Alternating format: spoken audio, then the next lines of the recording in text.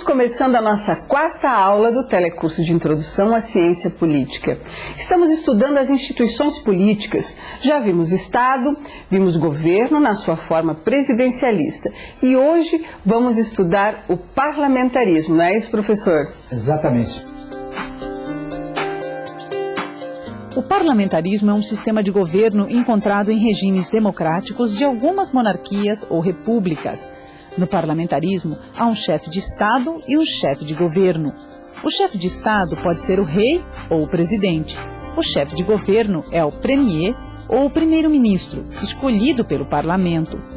O poder executivo é exercido pelo gabinete dos ministros de Estado, que são indicados pelo primeiro-ministro e aprovados pelo parlamento.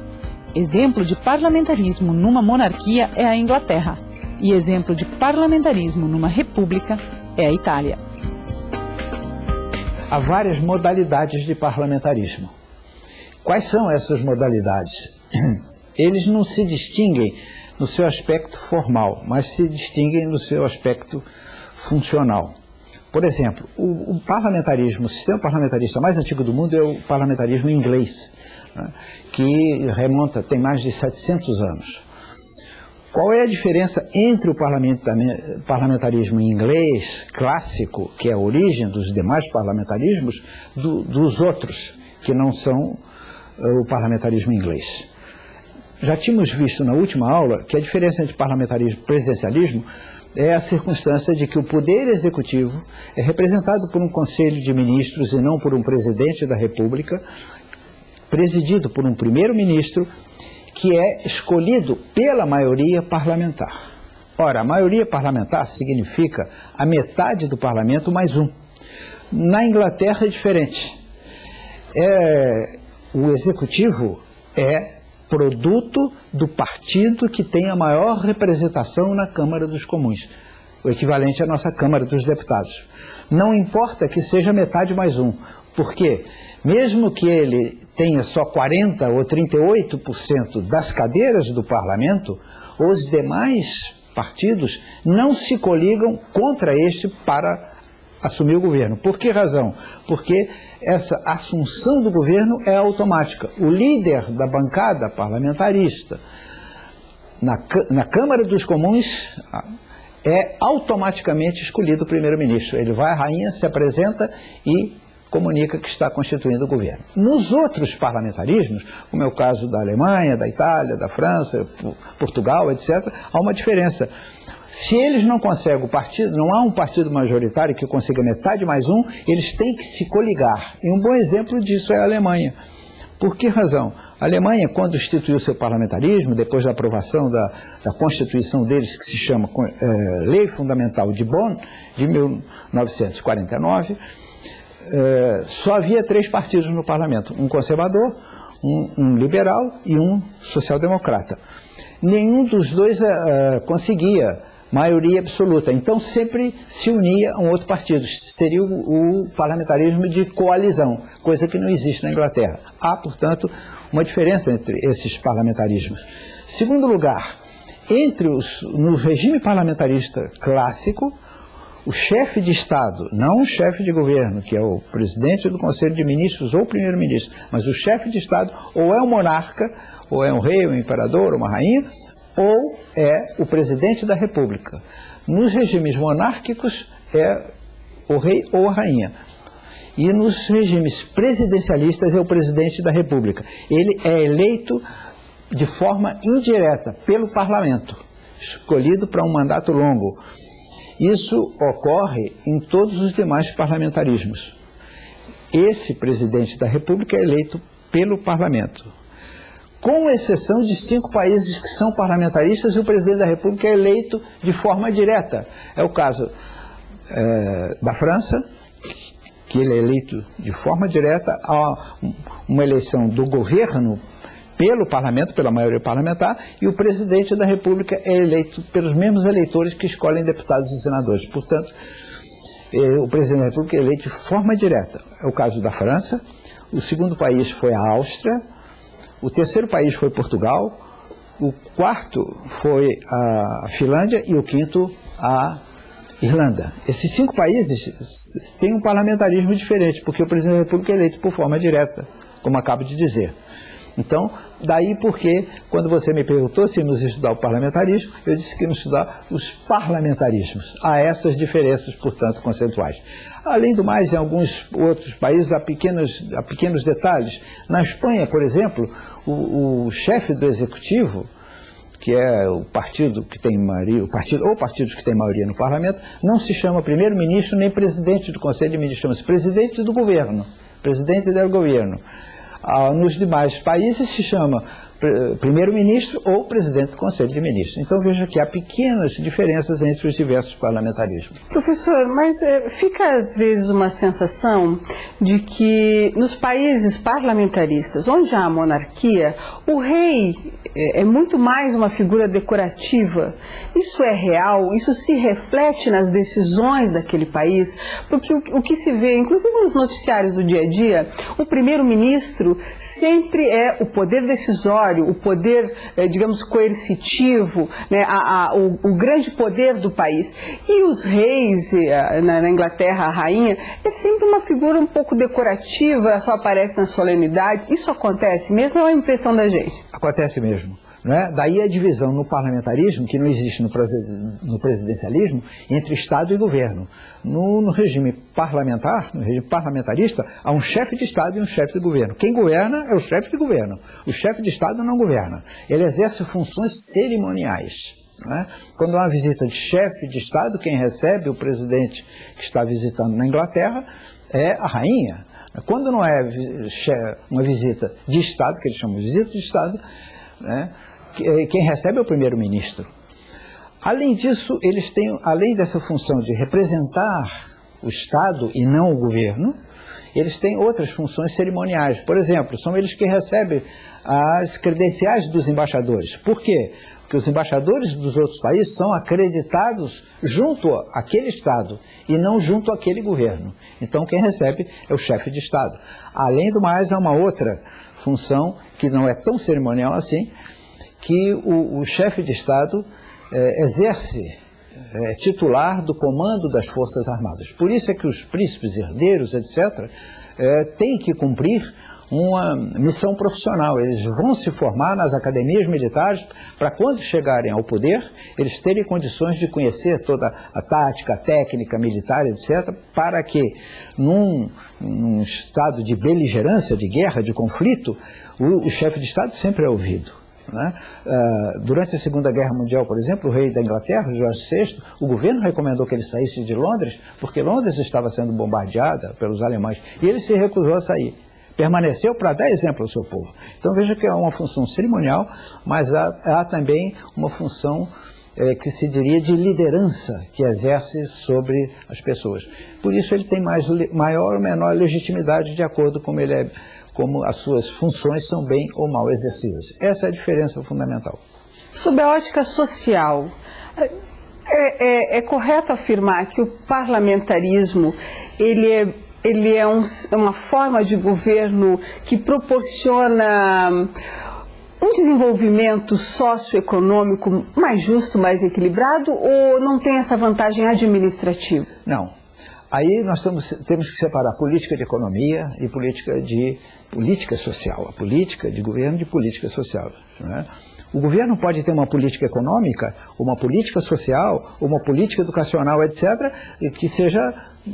que proporcione maior desenvolvimento do que outra. Mas é preciso entender que o desenvolvimento não depende só de governo, depende também da iniciativa privada. Né? Logo, o campo da economia é um campo separado da política. Claro que, como a política tem o poder político, tem o monopólio da coerção legal, ele pode obrigar a que as instituições econômicas cumpram determinados papéis e não outros papéis. Né? Por quê? Por causa do monopólio dessa coerção legal. Agora, o resultado do melhor ou pior desempenho da economia, isso é matéria dos economistas, isso é matéria da economia. Então você pode ter presidencialismos mais avançados do que parlamentarismo e parlamentarismo mais avançado do que presidencialismo. Aí depende do desempenho econômico. Então, não se pode dizer que seja mais desenvolvido por causa do sistema político. É um sistema político que exige um pouco mais de civilização, tem relações mais civilizadas, sem dúvidas. Por quê? Porque menos personalizadas. As políticas são feitas em torno dos partidos e não em torno das pessoas. No presidencialismo ela é feita mais em torno das pessoas e menos em torno dos partidos. O pluripartidarismo funciona no parlamentarismo? Funciona. É o chamado parlamentarismo de coalizão, da mesma forma como funciona no regime presidencialista, que se chama, quando não há maioria, chama-se presidencialismo de coalizão. O problema é que um sistema parlamentarista, com uma quantidade grande de partidos, é um sistema mais difícil de ser operado, não é, do que um sistema de 2 ou 3 partidos em que um deles ou a soma de 2 deles tem a maioria, não é? É muito mais difícil. Vou só dar 2 exemplos. O caso da Itália, nos 48 primeiros anos do regime parlamentarista de pós-guerra, a Itália teve 50 governos, né? Na Alemanha, que é um pouco posterior, de 1949, e da Constituição Italiana de 46, né, portanto pequena diferença, teve 6 governos. Então dá para ver a diferença. É um governo mais conflitivo, né, de menor durabilidade, quando há muitos partidos, do que daquele onde há um governo majoritário calcado em um ou no máximo 2 partidos. O Brasil já foi parlamentarista? Bom, nós já falamos disso na última aula. O Brasil teve um momento parlamentarista desde a aprovação da emenda constitucional que institui o parlamentarismo em 1961, após a renúncia do presidente Jânio Quadros. E esse regime permaneceu, esse sistema de governo permaneceu até 6 de janeiro de 63, portanto, menos de 2 anos, quando se fez um plebiscito e o povo brasileiro optou pela continuação, pela restauração do parlamentarismo, do presidencialismo, desculpe. No Império, entre 1824, que é o período constitucional, a primeira Constituição brasileira de 1824, e 1889, quando cai o Império, né, houve práticas parlamentaristas, mas não houve um efetivo parlamentarismo. Por que razão? Porque o gabinete, o ministério, né, o presidente do Conselho de Ministros, cargo que só foi criado em 1847, antes não havia. Os 2 poderes, o poder de Estado, que era exercido pelo imperador, né, ele era chefe do executivo e chefe do poder moderador. Como chefe do poder moderador, ele livremente nomeava e demitia os ministros.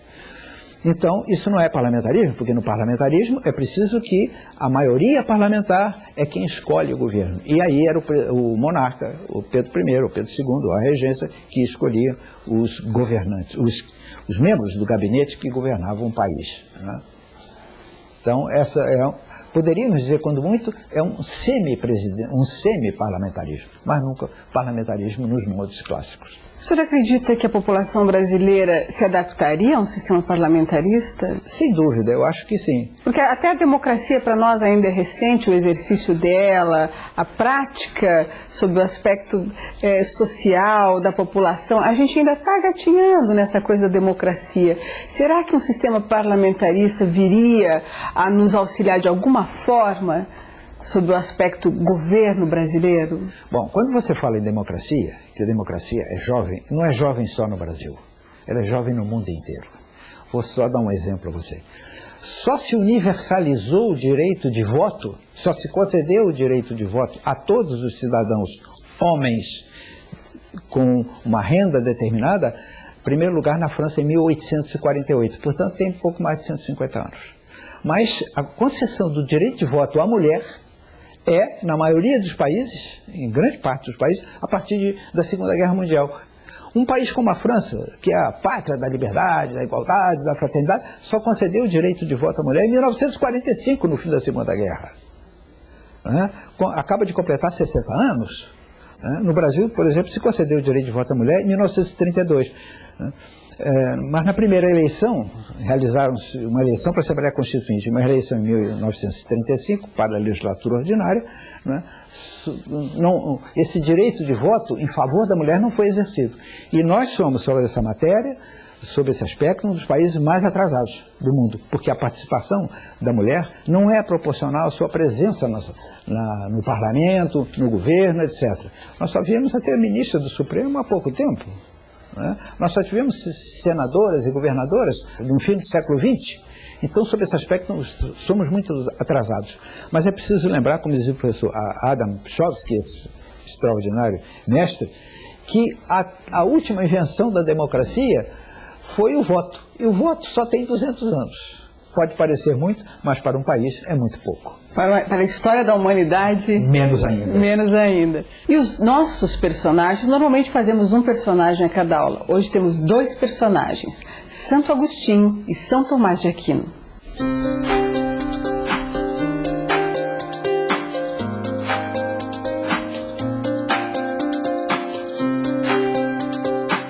Professor, por que nós escolhemos esses 2 personagens? Porque eles são os grandes representantes da Igreja no período medieval. Santo Agostinho, em primeiro lugar, que é autor da Cidade de Deus, para se contrapor à Cidade dos Homens, e São Tomás de Aquino, que criou uma filosofia que leva o seu próprio nome, a filosofia tomista, de fundo aristotélico. Por que razão os 2 são importantes? Porque na razão nós não falamos, por exemplo, nessas lições, não falamos de Martinho Lutero, etc. Porque esse é o elemento novo que depois dos gregos e depois dos romanos surge no panorama político, que é o panorama de uma nova religião, a religião católica, a religião cristã. Até então, tanto na Grécia quanto em Roma, havia religião politeísta, etc., mas não havia uma religião unificada.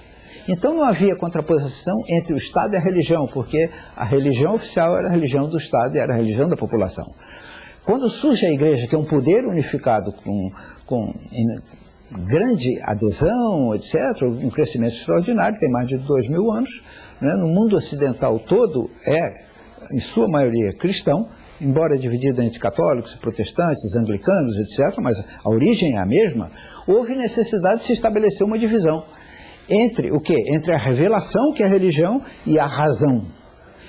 Esses 2 pensadores da Igreja Católica contribuíram enormemente para isso. Em primeiro lugar, Santo Agostinho, com a Cidade de Deus, o livro em que ele faz a primeira doutrina da Igreja no período medieval, que se desenvolve a partir de São Tomás de Aquino, né, com a sua Suma Teológica, que é uma obra monumental que até hoje existe. Portanto, eles são 2 personagens importantes, não só para a filosofia política, mas para a teologia também, a teologia católica, cristã, etc., evidentemente.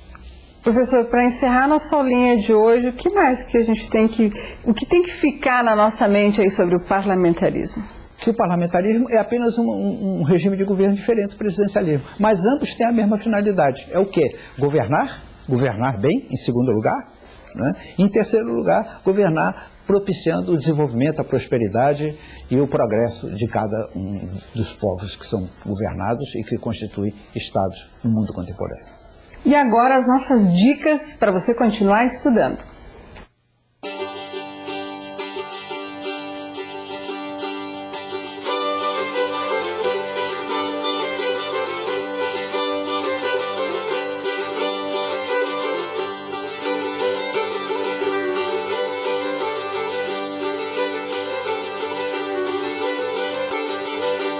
E chegou ao final a nossa 4ª aula do telecurso de Introdução à Ciência Política. Até a próxima aula. Até a próxima, professor. Até a próxima.